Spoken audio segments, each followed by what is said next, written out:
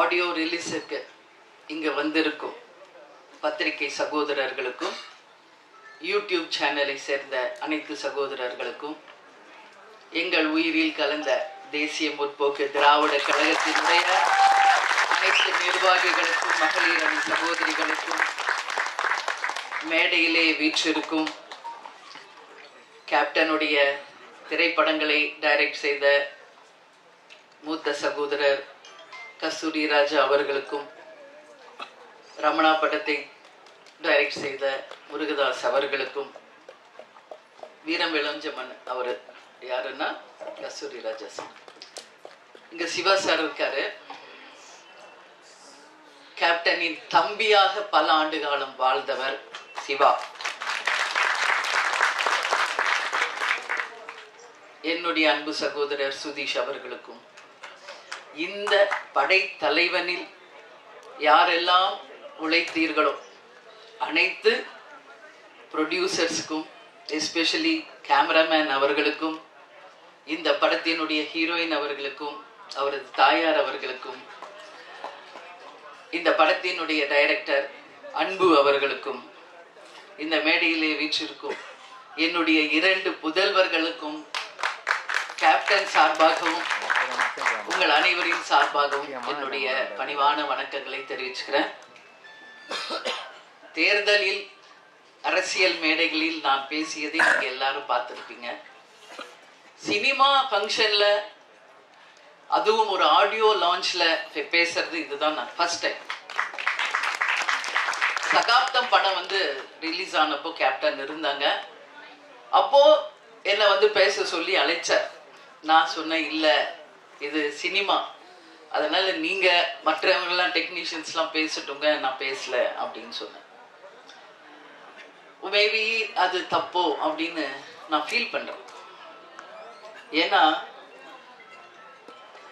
Captain ஒரு அம்மாவா நீ அவனை ஸ்டேஜில் நீ வாழ்த்தணும் அப்படின்னு கேப்டன் சொன்னார். அன்னைக்கு சரி சினிமா ஃபங்க்ஷன்ல நம்ம எதுக்கு பேசணும் அப்படின்னு நினைச்சேன். பட் நான் இன்னைக்கு சொல்றேன், சண்முக பாண்டியன் அம்மாவா மட்டும் கிடையாது, உங்கள் அன்பு சகோதரியாக கேப்டன் பெற்றெடுத்த சண்முக பாண்டியனை இனிமேல் உங்களிடம் நான் ஒப்படைக்கிறேன். பத்திரிகை நண்பர்களிடமும் தமிழக மக்களிடமும் நான் சினிமா துறையை சேர்ந்த அனைவரிடமும் அவரை நான் ஒப்படைக்கிறேன். எல்லாரும் பேசுவாங்க, நிறைய நான் பார்த்திருக்கேன். கேப்டன் கூட 33 வருஷம் வாழ்ந்திருக்கேன். கேப்டனை பத்தி பேசுறது இன்னைக்கு அவர் மறைவுக்கு பிறகு டெய்லி அத்தனை யூடியூப்ஸ்லும் கேப்டனுடைய பழைய காலிய நினைவுகள் பேச்சுக்கள் எல்லாம் வரும்பொழுது கேப்டன் அப்படி பண்ணார் இப்படி பண்ணார் நிறைய விஷயங்கள் நான் பார்க்கிறேன். கேப்டனுடைய 2 புதல்வர்கள். கேப்டனுக்கு 2 தொழில், ஒன்னு சினிமா, இன்னொன்னு அரசியல். கேப்டனும் நானும் இது அவங்க 2 பேரும் பிறந்த போதே முடிவெடுத்த ஒரு விஷயம்.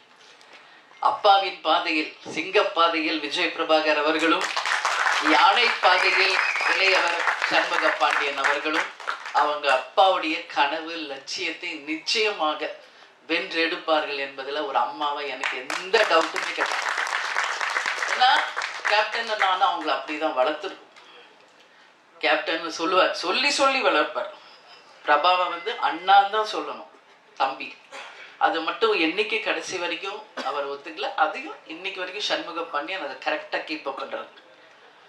ஏன்னா அந்த பாண்டிங், அந்த ரெஸ்பெக்ட் அது இருந்தாதான் நம்ம வாழ்க்கையில ஒற்றுமையாக பல சாதனைகளை செய்ய முடியும் என்பதில் கேப்டன் உறுதியா இருந்தாரு. அதையே பிள்ளைகளுக்கும் நாங்கள் சொல்லி கொடுத்து அவங்கள வளர்த்துருக்கோம். நீங்க எல்லாரும் சொன்னீங்க டவுன் டு எர்த்தா இருக்காங்க, அப்பா மாதிரியே உதவி செய்யறாங்க, எல்லாரோடையும் சகஜமா பழகுறாங்க அப்படின்னு. இன்னைக்கு இல்ல, இன்னும் எத்தனை ஆண்டு காலம் ஆனாலும் உச்ச நட்சத்திரமாக சண்முக பாண்டியன் அவர்கள் வந்தாலும் இன்னைக்கு எப்படி உங்க அத்தனை பேரிடமும் எளிமையோடும் உங்கள் அன்பு சகோதரர் போல டவுன் டு எர்த்தா இருக்காரோ அப்படிதான் இருப்பார். ஏன்னா சின்ன கை குழந்தை கேப்டன் மேக்கப் போடுவார். 6 மணிக்கெல்லாம் கேப்டன் கிளம்புவார். உங்களுக்கு எல்லாருக்கும் தெரியும். 9 o'clock வித் மேக்கப் ஷூட்டிங்ல இருக்கணும்னா 6 o'clock இறங்கி கீழே வந்துடும் எங்க ரூம் மேல. கை குழந்தை அவனை தூக்கிட்டு நானும் கீழே வந்துடுவேன். ஏன்னா அவருக்கு நான் டிஃபன் கொடுக்கணும், அவருக்கு வேண்டிய இதெல்லாம் செய்யணும்னு. அப்படியே பார்த்துட்டு இருப்பான் அவங்க அப்பாவை. அப்போ ரொம்ப கேட்கறது அழுகுவான் ரொம்ப ஜாஸ்தி. எதுக்கு இவன் அழுகுறான்? மூக்கில் லைட்டாக அப்புறம் ஒழுகும் அவருக்கு. கிளம்புவாரு ஷூட்டிங்க்கு. நான் சொல்றேன் அதெல்லாம் எனக்கு நினைச்சா எந்த சங்கோச்சமும் கிடையாது.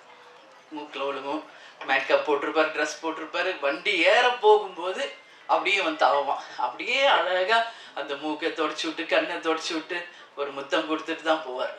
அதே மாதிரி தான் விஜய் பிரபாத். ஏன் அதை சொல்றேன்னா, ஒரு அப்பாவாக அவ்வளோ ஒரு ஆசையா பிள்ளைகளை வளர்த்தார் கேப்டன்.